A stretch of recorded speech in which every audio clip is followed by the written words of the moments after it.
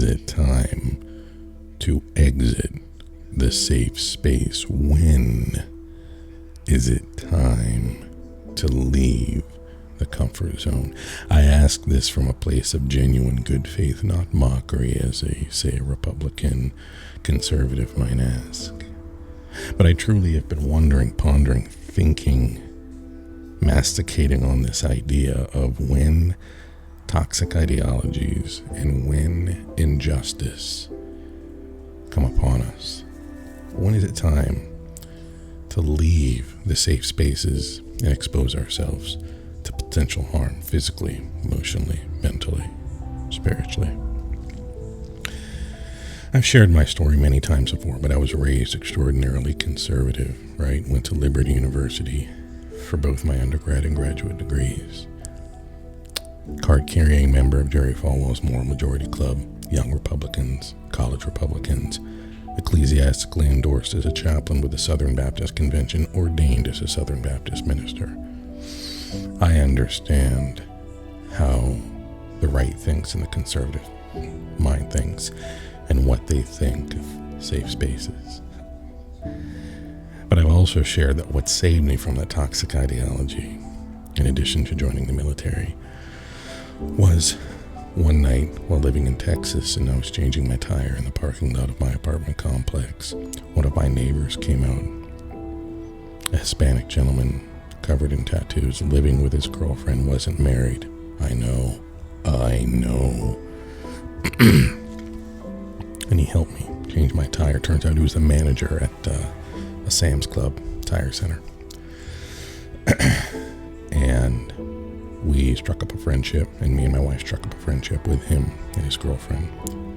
That lasted a very long time, close to a decade. We lived in Texas for 8 years. And that was the beginning, the very seed planting of my deconstruction, because I realized I'd been lied to.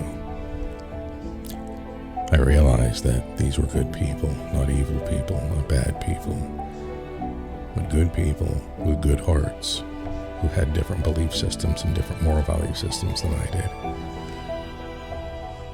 did. They stepped outside their comfort zone to help me to be around, even though they knew what we believed and knew the kind of people that we were. They still befriended us, loved us, cared for us, and were authentically themselves. They could have been exposed to all sorts of toxic things that I might have said about who they were, living in sin, the tattoos, all of it, ethnocentrism, ethnocentric behavior. But instead they chose love. They chose to step outside their own safe zones, their safe spaces and comfort zones. And I do believe in the importance of safe spaces, places where we can find a respite from the world, from the toxicity of the world, places we can rest our soul, mind, rest our hearts, rest our bodies.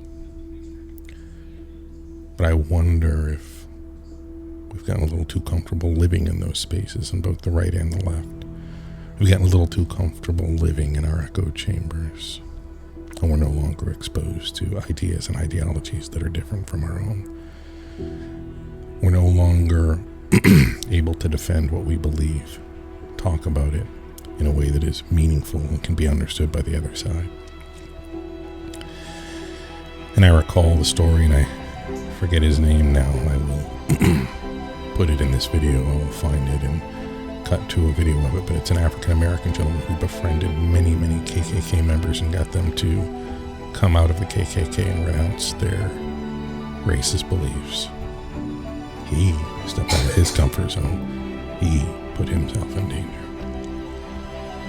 And it led to a lot of great things. So I don't know. I don't know what the answer is.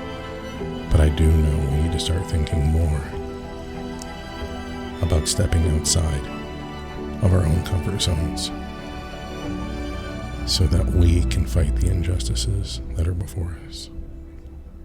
Something to think about. Glad you exist, friends. Thanks for stopping by, and as always, keep on.